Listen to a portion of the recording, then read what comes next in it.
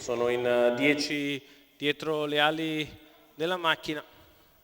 All'1 Zoello Antonio Greppi, uno dei più attesi. Favorita è Velorama Gaps con Giuseppe De Filippis. Le alternative Big Ben dei Greppi, giocatissimo, quota che crolla. Poi Bellium Debuti con Francesco Virzi, un altro dei più attesi, in una corsa in cui la prima fila sembra essere nettamente favorita nei confronti dei rivali. Autostart in movimento all'1 Zoello, al 2 Velorama Gaps, 3 Cometa La Torre, 4 Bellium Debuti, 5 Big Ben dei Greppi, 6 Dobardaghi. Seconda fila 7 Coffee Mail, 8 Bipolare, 9 Cedro Bro, 10 Zitrunas.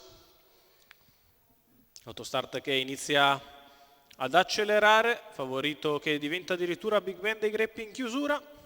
Problemi per Bipolare. Si ritrae Dobardaghi. Partiti. Bellium Debuti che passa a condurre nei confronti di Big Ben dei Greppi, che va a chiedere strada al rivale. Bellium numero 3 Cometa La Torre, squalificato. Big Ben dei Greppi in corda Zoello a precedere Velorama Gaps. Se ne vanno 200 metri di corsa in 15,3. Il comando Big Ben dei Greppi è sfilato a condurre nei confronti di Bellium Debuti, poi Zoello, quindi Dobardaghi, incertezza per Zitrunas e 400 passati in 31,3. All'avanguardia numero Big Ben 8 dei Greppi, Bipolare, squalificato.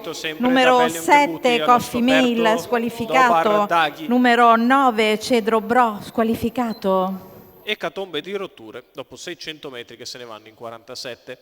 Guida Big Ben dei Greppi nei confronti di Bellium Debuti, all'esterno Dobardaghi, poi Zoello, a distanza Velorama Gaps che non tiene il ritmo dei primi. Crolla Bellium Debuti a palo lontano, 1-1-9 per i primi 800 metri di corsa. Così sempre al comando Big Ben dei Greppi, all'esterno numero Dobardaghi, 2 Velorama Gaps, squalificato. 17,5 con Dobardaghi che attacca, si difende al comando Big Ben dei Greppi, a tiro dei primi Zoello. Gli altri più distanti, quando siamo a 400 metri dalla conclusione, Big Ben che continua a controllare, seguito da Zoello, all'esterno sempre Dobardaghi che però ora inizia a pagare il duro percorso esterno.